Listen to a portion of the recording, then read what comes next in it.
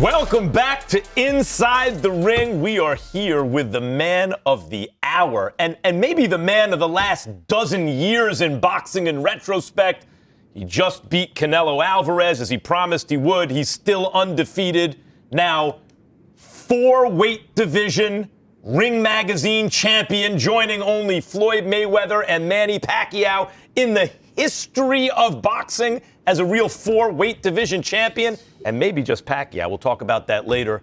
The great Terence Bud Crawford. Bud, I know you're tired. Thank you for joining us right now. I appreciate it. Appreciate it. Thanks for having me. Bud, you are at a pinnacle now that most people only ever dream of. What does it feel like? All those years where, well, he's under the radar, no one wants to fight him, he's not going to be marketable enough, all that stuff, and now you are at the very apex of sport. What are you feeling right now?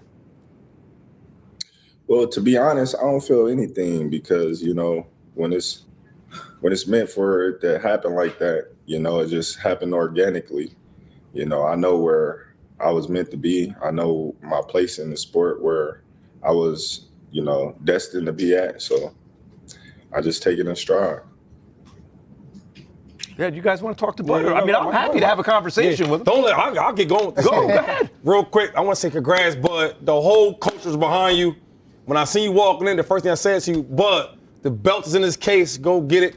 You looked at me and said, I'm going to go get it. So congratulations on that. I just want to say how big this moment is for you, bro. 3-time undisputed champ. I mean, the last time was Henry Armstrong with 1930-something. We couldn't drink at the same water fountain. It was that long ago. Right. So how big does that really feel, though? Because that's big. I know you're saying it's normal, but that's big, bro. How does it truly feel, though?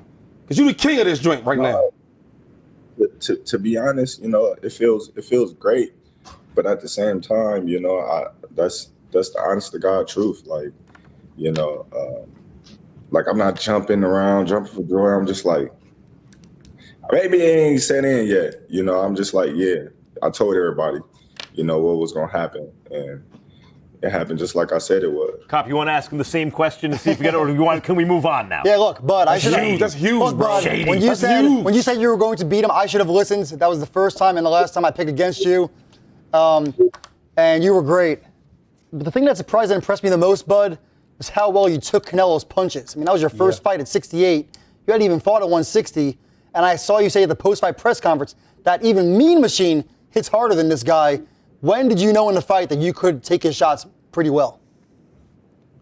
Well, you know, the first shot that he hit me with, you know, Canelo, he punched hard, you know, but I think, you know, he couldn't land the shots that he wanted to land on me, and that was frustrating him. You know, if you watch the fight, he only landed a few, like, telling shots, like a couple of straight rights, you know, like a straight right to the body. But everything else was, like, blocked or parried or he missed. You know, when I say Mean Machine hit harder than him, I could say Mean Machine caught me with more cleaner punches that, you know, I felt more than Canelo. And we fight with 8 ounces instead of 10 ounces as well. Right, of course. That makes a difference. Yeah, right. Bud, the fight was tied on the judges' scorecards going into the 11th round. Were you aware that you had to close the show big to leave no doubt? Because even Canelo at the end was acknowledging defeat. But had those last two rounds been close, maybe we're not talking about the fight the same way we are right now, right? Were you aware that you had to close it? Of course. You know, my corner, you know, going into the championship rounds, they just kept yelling at me, you got to close the show. You got to win the championship rounds because they're not going to give it to you. You got to win the championship rounds because it was one round where, you know, I dominated in the scorecards. They gave it to Canelo, and that just changed the whole mentality of the fight. You know, they was just like, all right, you know, you got to go out there and win these rounds. You got to go out there and win these rounds. Okay, Bud, check this out. I know, like, Shady brought up Henry Armstrong, undisputed. All that. I don't care about all the. I'm talking about who's the real champ of every division. The lineal, the guy who unifies, whatever, the real champ. In the history of boxing, Henry Armstrong did it in 3 divisions. They say Floyd did it in 4, but he had a weight stipulation where Canelo couldn't weigh in as a full junior middleweight. I don't count that. That's not a junior middleweight. That's 3 for Floyd. Manny Pacquiao did 4. Terence Crawford has done 4. I heard you after the fight say you're thinking about middleweight. Because if you waited for those dudes to unify or they set up some tournament and you won the middleweight Ring Magazine champion, you would be the first real 5-division champion in the history of boxing. Is that on your mind? There's really nothing on my mind right now. You know, like I said, I'm resting up. I ain't talked to my team yet, you know, and I'm just enjoying the victory and, you know, my hard work and everything that I put in the sport. So why'd you tell him at the desk after the fight you're thinking about middleweight? I heard that. You act like we didn't all see that. They asked me, you know what I mean, a question. I told them, I said, I don't know. Maybe I'll go down to 160. You know, Gotcha. I said, I don't know. Maybe, you know, it's just thought. It's not a fact yet. If I do it, then it'll be a fact. Right now, it's just a thought. Yeah, and Bud, look, I've known you a long time, right? I think I met you in 2012 when we did that first interview. What I'm impressed by is you did everything your way. You heard people say that you're not going to be a big star, that you don't have this, you don't have that. Top Rank, in my opinion, never pushed you this way. And now we see you headlining over 70,000 people in attendance. Crazy atmosphere there on Netflix. Why were you so emotional afterward? Is it that you just realized everything that you achieved? Did the moment just hit you then? Yeah, for sure. Like, it's just, you know, the history, you know, behind the sport is just everything that, you know, I trained for my whole life. It all was, you know, coming out that one night. That was all paying off. You know, you have a lot of people that, you know, adopted this narrative that Terence Crawford can't sell, Terence Crawford is not marketable, you know, and they push the narrative to the public, and that's all people write about. Oh, Terence Crawford can't do this, Terence Crawford can't do that.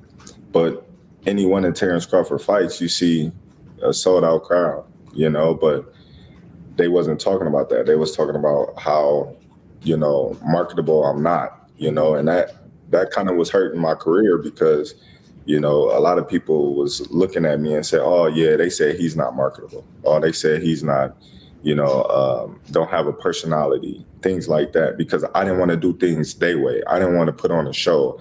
I didn't want to disrespect my opponents when they wasn't disrespecting me. Right.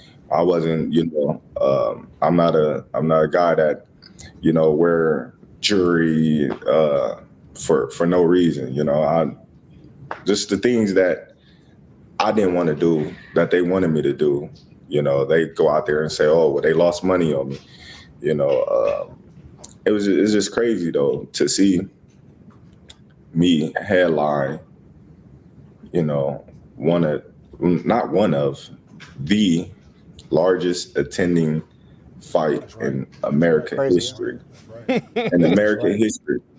Canelo fought so many great fighters before me.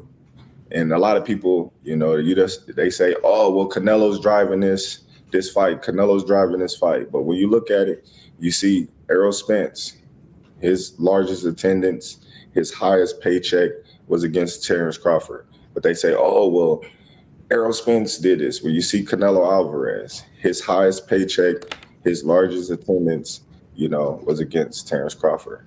You know, and a lot of people, they don't give me no credit. They just, you know, try to demise who Terence Crawford is and give the other fighter all the credit. When, you know, it's two fighters, it takes two fighters to tango. You know, we both made this fight happen, you know, and history was made, you know, on both ends, you know, because without Canelo, there wouldn't be no history-making fight. Without Terence Crawford, there wouldn't be no history-making fight. So you got to give both of the fighters credit, you know, for the magnitude of the fight. And as well, you got to give Turkey Al-Sheikh, Riyadh Season, Netflix, because it's a whole team of effort that everybody put in to make the event as big as it was. Terence Bud Crawford, you did it your way. You never compromised who you are. And now you sit here with it's going to be, as I said, easily the most watched fight since Ali Spinks 47 years ago. The biggest attendance in American in United States history for an indoor boxing match for sure. And more than that, Bud, this generation of fans, you're not going to be able to tell them anything about Terence Crawford. Years from now, some other fighter's going to come around and they're going to be like, man, I don't want to hear it. Bud would have beaten that guy. You are this generation's boxing icon. We appreciate you coming on early in the morning for you after a fight like that on a Saturday here on a Monday morning. Thank you very much, Bud. Congratulations. All I ask, Bud, can I get an invite to the parade? Man, everybody invited. Everybody invited. Okay, because we there. It's a party, dog. Okay. Thank you, champ. you. Congrats. Thanks, Still to